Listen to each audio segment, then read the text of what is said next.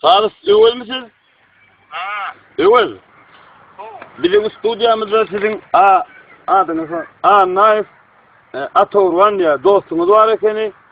Ha. Şu sizin numarını ver size 3 tane soğal veriyorsunuz.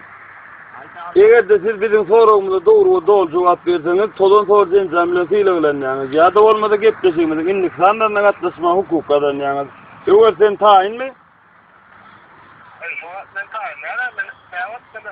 Her soru veriyor. Atmosferin düzümünün adotken, kistarotken.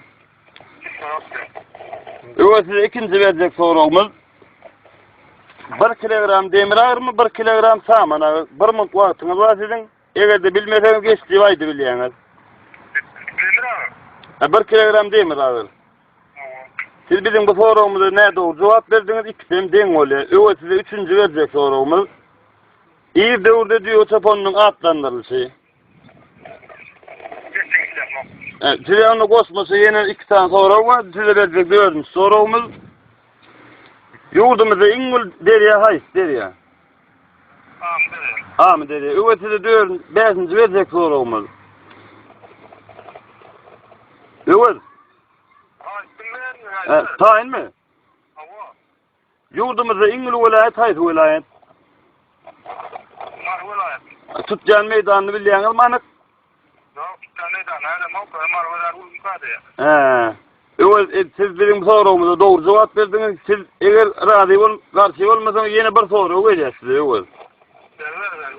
Ne etsen materik var yeryüzünde? Materik. Materik. Evet, ne etsen materik var? Evet, sizin bir mutluğunuz var. He? Materik var. Evet, siz doğru. En son neticeniz. 9 tane. Hani ölümü sağanak verim 9 ev olamadın öyle. Bir de ölümü size dasından koymak isteyen. Sağanak verim Avustralya, Afrika, Evrasya. İydin ölümü aydın hani öyle. Öyle isteyen siz birinci ne oldu öyle salgın aydın. Hava. Mar vilayet. Aha. Dostluk da yani köçeğinizin sağlığı var mı? At yok. İşleyen yeriniz var mı öyle? Yok, işlem. Ustaçılık. Doğulan yılınız, ayınız, gününüz amaydın öyle. 74. yıl.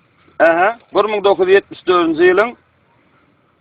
Yula ikinci nemeleri bu sene ikincisinin 28'ine. İyunun.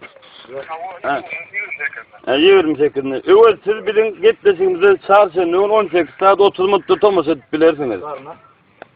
Böyle evet, sağ olun.